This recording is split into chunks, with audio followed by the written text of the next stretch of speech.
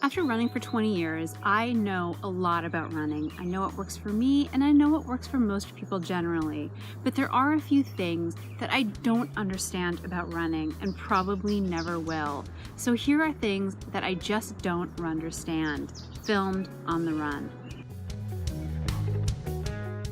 I don't understand how you can do everything the same on two different runs and you can do everything right. And one run you'll feel amazing and strong, and the next you'll feel terrible.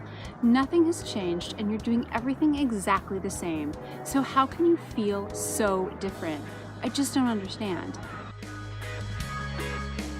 If I come home from a long day of work physically exhausted, it makes sense that I would cancel my planned run.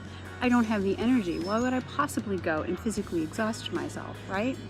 But every time that situation has happened and I've gone for a run anyway, I've come home from that run more energized than when I left. How can physically exhausting myself give me more energy? I have no idea.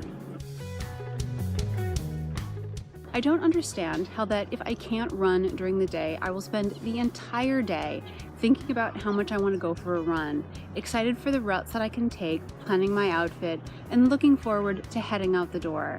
Until the second I actually get home, open the door, and see those running shoes waiting for me, suddenly I will have no interest in running. And I will come up with every procrastination and do every household chore to delay my going out for a run. I don't understand how quickly my perception of how long a long run is can change. If I'm not training for something, a run of 6 or 8 miles sounds like a really long way, and I think there's no way that I could get that run in on a weekday.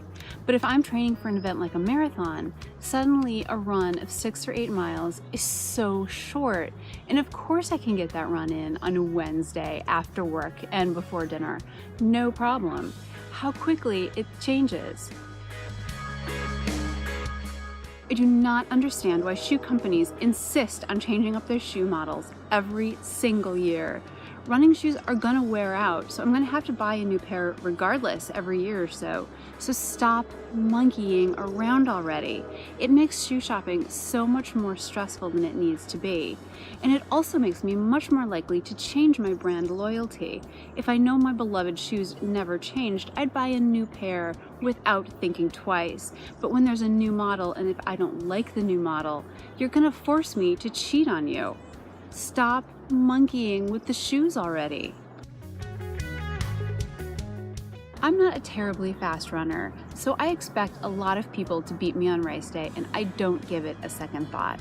However, I don't understand how every race day there seems to be at least one person who beats me who doesn't look remotely prepared to run. They're wearing jeans or khakis or a button-up shirt or flip-flops or something, and yet they still manage to beat me when I've trained and they don't look like they have ever run before a day in their lives.